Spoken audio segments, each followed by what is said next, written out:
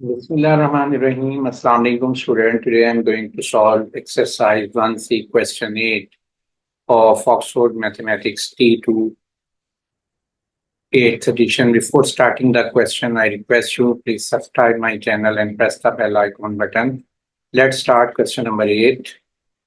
Here the question: Wasim cycled from home to town. On his way back, he stopped at restaurant to have his breakfast. The distance time graph shows the entire journey. First part, how far was the town from the Wasim home?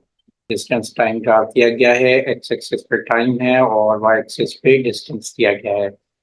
इसने अपना travelling start की है 6 o'clock पे और ये 6 o'clock से 8 o'clock पर ये पॉइंट ए पे पोजीशन ए पे पहुंचता है और यहाँ पर ये स्टे करता है और उसके बाद ये रिटर्न बैक हो रहा है। इसका मतलब ये जो पोजीशन है ए पे, ये टाउन की पोजीशन है जहां पर ये पहुंचा है और उस वक्त जो डिस्टेंस कवर किया है ए के सामने हम देखेंगे डिस्टेंस 40 किलोमीटर है।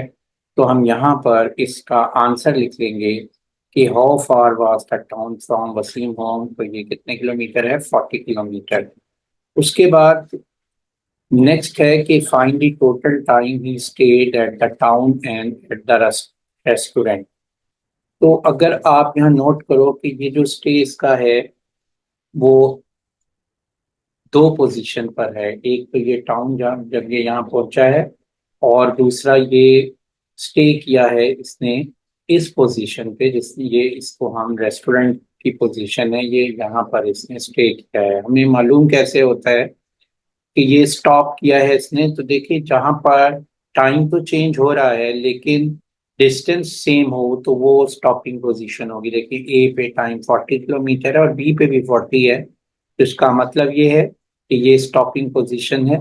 और इसी तरह यहाँ पे सी पे भी डिस्टेंस 20 है और डी पे भी डिस्टेंस 20 है और टाइम पास हो रहा है। अब हम इसके टोटल टाइम को नोट करते हैं।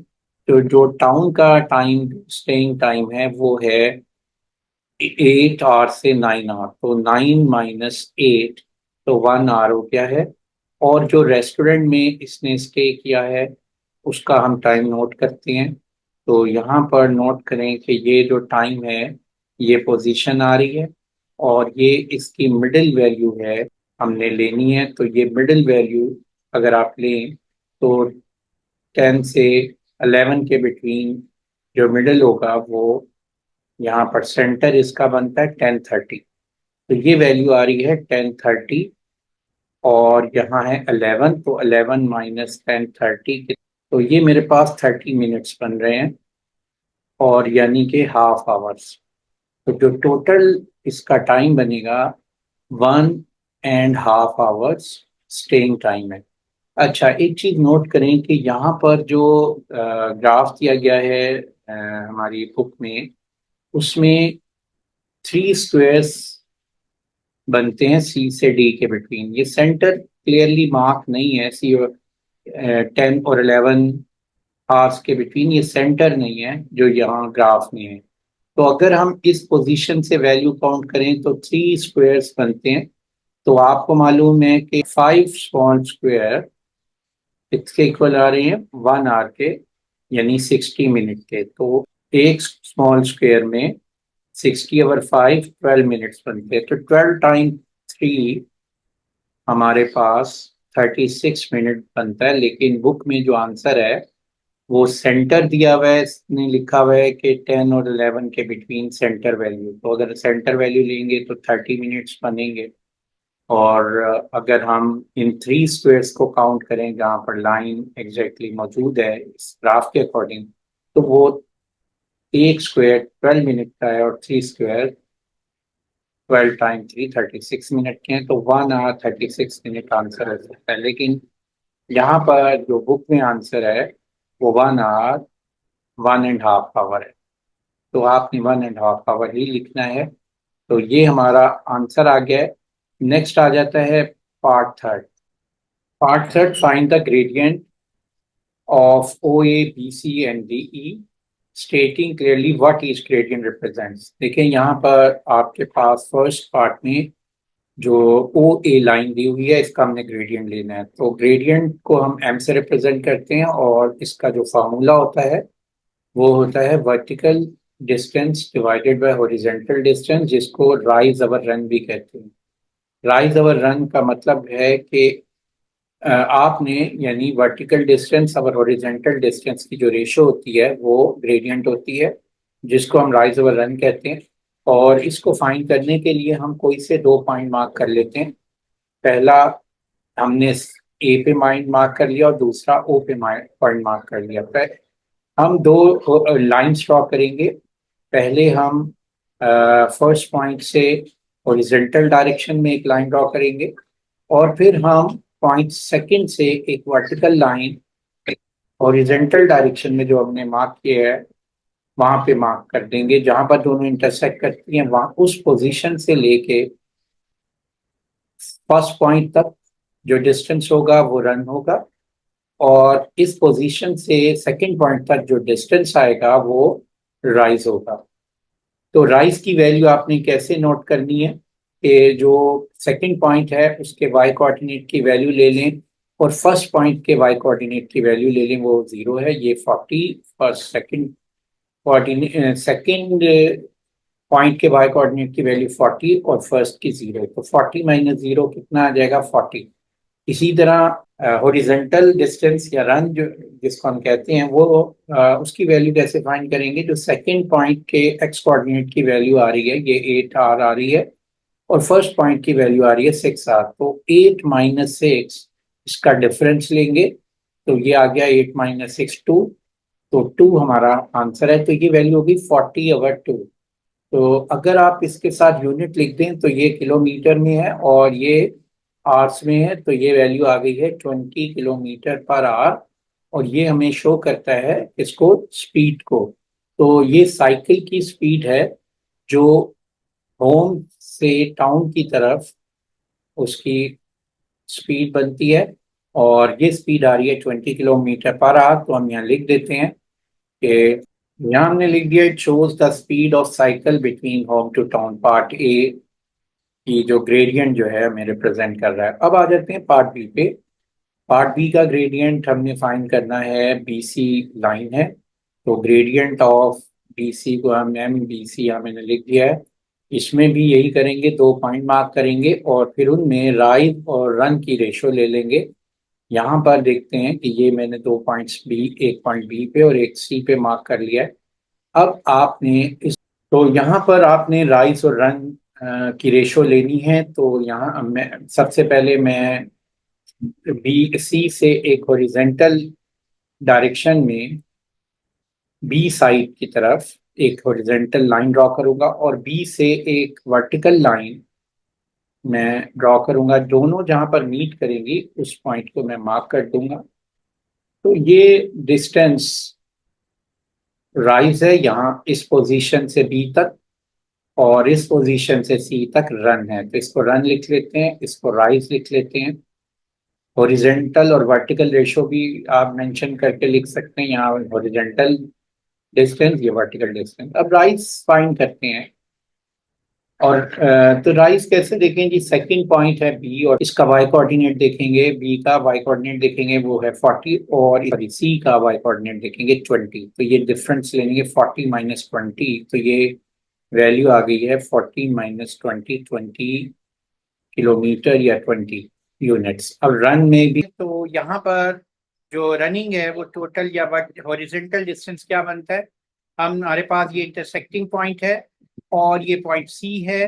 तो आपने इंटरसेक्टिंग पॉइंट और पॉइंट सी के बिटवीन डिस्टेंस लेना है। तो देखें ये डिस्टेंस कितने यूनिट बनता है, यहाँ से यहाँ तक 1 यूनिट और ये हाफ आवर। ये देख सकते हैं कि ये हमारे पास टाइम आ रहा है इसके नीचे 10:30 और ये वैल्यू आ रही है 9। तो हम यहाँ लिख देंगे 10:30 - 9, तो ये वैल्यू हमारे पास बन जाएगी 10 आवर 1 hour 30 minutes। तो 1 hour 30 minutes को हम 1 hour हाफ आवर भी कहते हैं।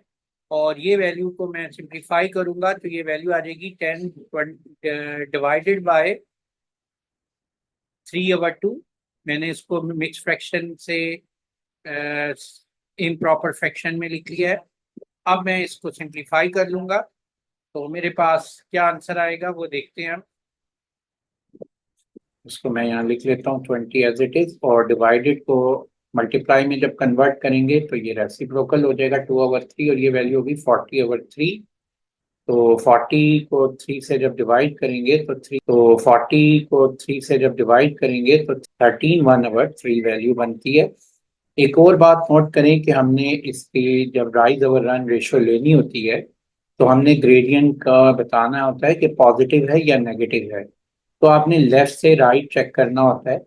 तो पहला जो ग्रेडियंट ओ से ए था वो लेफ्ट से राइट जब हम मूव करते थे तो वो वैल्यू राइज हो रही थी, तो इसलिए ये और प्लस में वैल्यू लिखी है। तो मैंने यहाँ पे मेंशन करना बताना भूल गया आपको, तो ये +20 किलोमीटर पर आवर है।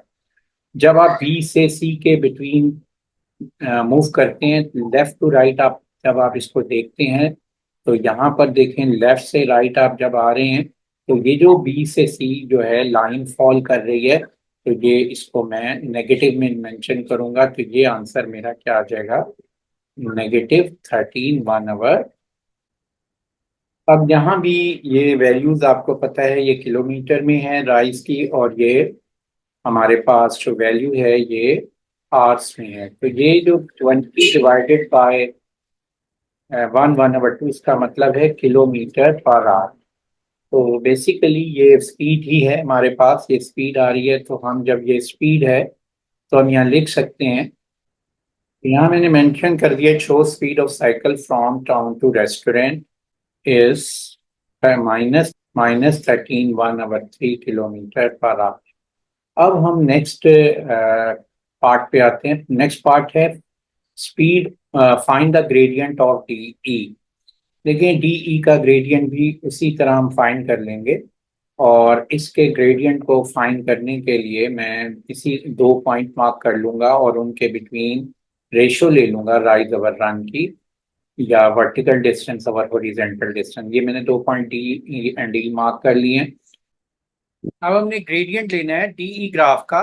तो डी ग्राफ का ग्रेडियंट में राइज और रन लेने के लिए हम क्या करेंगे कि डी से एक वर्टिकल लाइन हम ड्रॉ करते हैं और ई से एक हॉरिजॉन्टल लाइन ड्रॉ करते हैं। दोनों जिस पॉइंट पे मीट करती हैं उस पॉइंट को नोट कर लेंगे, और इंटरसेक्टिंग पॉइंट से डी के बिटवीन जो हाइट बनती है ये हमारी वर्टिकल डिस्टेंस है जिसको हम राइज कह रहे हैं।